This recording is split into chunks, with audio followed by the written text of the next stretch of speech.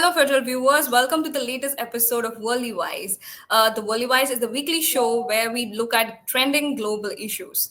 The most important summit, the SCO summit, just got concluded. And in this episode, we're looking to understand what it means for India and global geopolitics on the context of Donald Trump's punitive tariffs. In this show, to bring his expertise is Mr. K.S. Dakshina Murthy, our consulting editor. So thank you so much for joining me today. Sir, I'm going to start with a very basic question. So how will this SEO summit have an impact, on the global equations? Like, will it have a serious impact on how countries deal with each other from now on? Yeah, see, the SCO summit or the Shanghai Cooperation Organization, as we call it. So it's a very important organization, but it has acquired new importance because of Donald Trump, and particularly for India because of the punitive tariffs he's imposed. And it comes to 25%, and then overall, along with the reciprocal tariff, it's 50%. Everybody knows that. So it has completely thrown India's foreign policy into an unexpected corner. And to get out of it, the Shanghai Cooperation Organization, or the SCO, has suddenly become very important for India. All these years, if you look back, India was part of the SCO, but it was not considered too crucial because the SCO also has Pakistan in it. Plus, the relationship with China was not all that very great. So what Trump's tariffs have done is to completely shake up not just India, but around the world, countries are completely bewildered and shocked. So the SEO comes in this crucial juncture. And Right. then India, what has happened as far as India is concerned is that it has altered its quickly, it's also been nimble enough to alter its perspectives as far as China is concerned, because India and China, of course, there has been a thaw over the last 1 year, but it's India, the very presence of the Indian Prime Minister Narendra Modi in China made it very clear the importance that India attaches to this. And what it has done is that it has brought together all these countries which suddenly see Trump as somebody who needs to be handled in a collective fashion rather than piecemeal or individual, as an individual nation. So, for India particularly, it's pretty Right. shocking because India is still considered a close ally of the United States. But within that framework, you suddenly have Trump dropping this bombshell. Right. So what has happened is the SEO has become important, and within the SEO, what we saw in the summit is some kind of a camaraderie more than anything else, because there was really no major decisions taken as such. Correct. It was more a sense of a collegial kind of a atmosphere where we had Trump and we had Putin, Modi and Xi Jinping, exchanging jokes, Laughs. laughing, and all that. So it made it very, so there was a feeling of comfort, which has had the desired effect because the US is now suddenly alarmed at the optics of the whole thing. And there are voices within the US administration, particularly Peter Navarro, who's been making all these Yeah. controversial statements against India. So they were again saying that, it's shocking to see Modi in bed with authoritarian leaders. They should be with the US and all that. So what the SEO has managed to do is give a jolt to the US, and we don't know how far it will go, but Right. definitely there is some kind of a waking up, at least, that we can see post the It summit. brings me to the next question. Should India completely take advantage of this SEO summit, and will that be a tool to sort of combat Trump's tariffs and the United States? What would you say? Yeah, so it's a definitely India had become over the years, especially over the last 25 years, India had become very complacent as far as its relationship with the US was concerned. India and the US had tied up in various in various ways. In fact, the US had called India a strategic partner. What has happened is in the last 25 years, India and the US have got pretty close together, and that made India complacent because India was under the impression that the US, will treat India like the way it treats its other allies, especially in Europe. And so so India, so for instance, the trade arrangement between India and the US, where the trade deficit is in favor of India. So India exports more than it imports, and this was seen as a given. India never really considered this as a negative, but nobody expected, of course, Trump and his responses. And Trump suddenly turned around and said, "Sorry, this cannot happen." So it has basically shaken India from its comfort zone. India is no longer in the comfort zone. So what this basically does is that it opens up a kind of a view, especially for India, that it cannot take any nation for granted, nor can it take any relationship for granted. It needs to look at other countries. It needs to farm out its exports, and it needs to be far more, not dependent, or far more independent as far as its foreign policy is concerned, even as far as its trade is concerned. For instance, now if you take the Trump's tariffs, India should be Right. looking at, say, countries in the East, say Japan, Southeast Asia. It should be looking at Latin America, countries like Correct. Brazil, Argentina, and then completely explore new territories instead of depending on any one nation. So this is what the Trump's tariffs have done fundamentally. So we've touched about India's perspective, but it brings me to another question. Each country deals with US and Donald Trump differently. They have sort of a different equation for themselves. But this SEO summit, trying to bring all of them together, will that in some way affect the efficacy of the SEO summit? What do you think about that?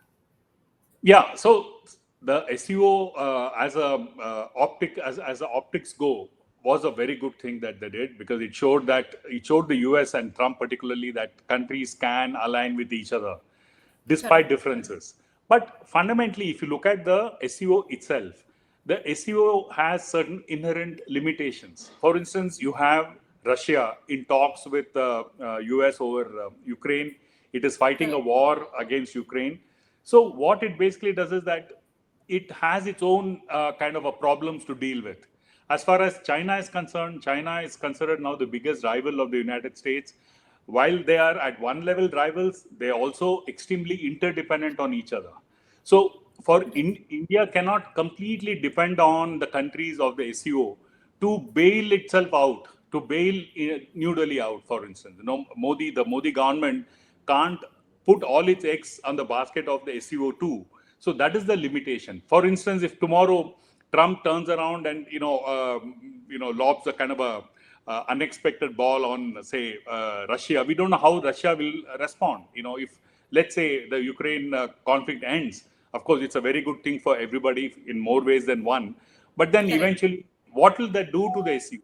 So, because if Russia is in cooperation with Trump, for instance, I'll give you an example. Like when Putin really, he took it as a joke when Trump, made a remark about Putin and the SEO. He said, he's very good at humor, and so he took it very lightly, Putin. So what it basically means is that Putin is not, going to be so easily rattled. So that is one kind of an equation that Putin has with Trump. And Trump, if you also recall, has said that he was very pleased to see China exhibit its military prowess.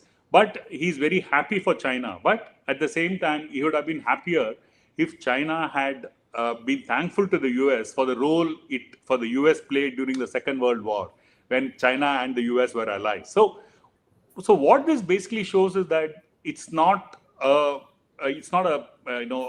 two-dimensional kind of a relationship. It's a very multi-layered.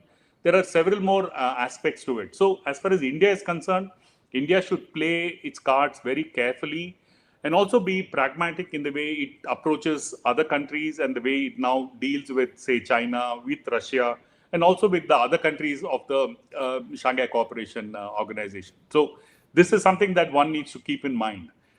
That's actually great insight, that India needs to be careful, playing its cards against the US or any other country for that matter. Let's come back to India and US relations, sir. How do you think? Why do you think it's a huge stress right now? How do you think it will unfold further? See, this is probably, see, in the past, during the Cold War, when the Soviet Union and the US were rivals and India was aligned towards the Soviet Union, there was a kind of a festering kind of a tension with the US, but that is different. Okay. Post the Cold War, after the Soviet Union disintegrated, you've had a situation where the US has completely opened itself for India. India has opened itself for the US.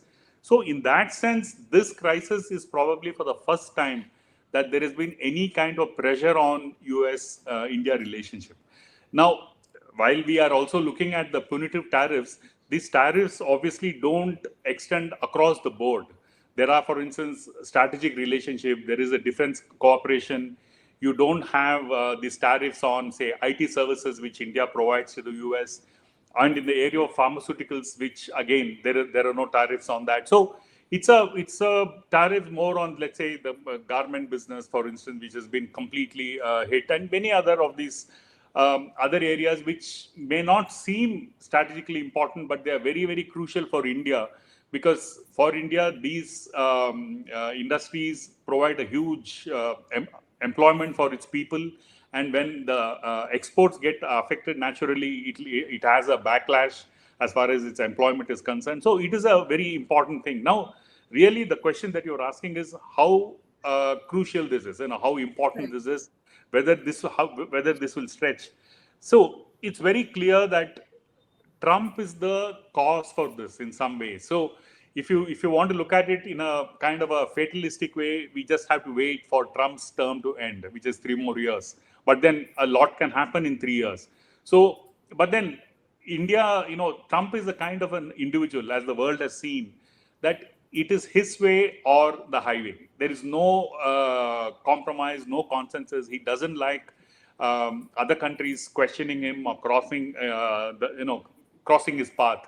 And India now is right in the, right in his path. So he is now trying Correct. to shake off India, trying to bulldoze India, and to, make India agree to whatever he's saying. So now for India needs to stand up and be counted as a nation that can stand for itself. So if you look at it from that point of view, it actually depends on the Ukraine war. If the Ukraine conflict gets, over, it's resolved, then to a large extent the tensions will ease, and it may impact India. But India is still not out of the woods, because you have the larger issue of opening up of Indian agriculture to US imports, which US has been demanding for a long time.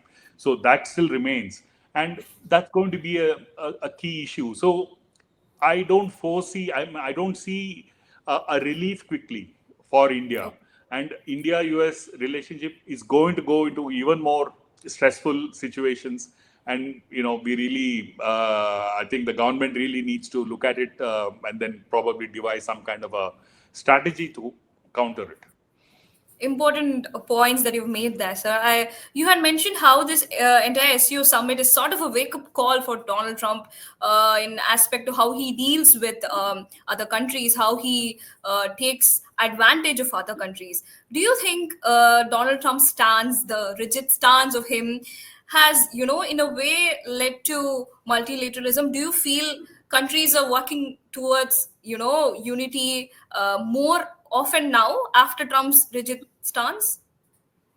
Yeah, because what has happened now, as we all know, as we are seeing, is that Trump's actions. Number one, it shows that he's, like I told you earlier, it's extremely harsh. He's not willing to listen to reason, and he wants to achieve whatever goals he has in his mind. So what it has done is, suddenly all the countries are affected. India is, of course, badly affected. Brazil is another country where it has a similar level of tariff like India has. But even all the other countries have been imposed reciprocal tariffs. So it's a issue which everybody is now faced with. So what it has basically done is, it has brought back multilateralism back into the discussion. For if you take, say, the post Soviet Union, the demise of the Soviet Union, and the emergence of the United States as a single superpower, what it basically tended to do was it tended to dilute all the multilateral organizations that existed. For instance, you had something like SARC, which is almost Correct. non-functional. It does function, but it's just a name. You have some activities around, but really not much. You had the non-aligned movement, which today has really vanished from the scene. So what has happened is this multilateralism was dying and almost dead. But what Trump has done is that he has managed to again trigger a wave of thinking in favor of multilateralism. For instance, you take SCO. What is an SCO? It is a organization that is going to promote multilateralism, and you have Correct. BRICS, which is the another major South, organization in which India is again an important member, and so BRICS has also suddenly become very relevant. So BRICS is the BRICS is an organization that is looking at the financial and economical issues facing the South countries in the world. You have the SCO, which is a Eurasian organization, which looks more into the security of the region. And so though the aims of it are a little different, fundamentally both of them are for multilateralism. And what it has done is that it has brought about a kind of a unity amongst the various South countries. Everyone now realizes that they cannot deal with Trump on their own. It's very difficult because, after all, the US is a big power, and it's trying to bulldoze all the countries, including friends, into whatever it wants these countries to do. So suddenly, multilateralism is become the flavor of the day, in some ways, and for that the countries have to thank Trump, because otherwise multilateralism was just there existing. So now it looks like there is a very good opportunity for it to thrive, and the South countries, especially leadership, top countries like, say, China, India, Russia, South Africa, Brazil, all these countries must really put their heads together and see how this can be a permanent feature rather than a kind of a knee-jerk kind of a reaction to Trump.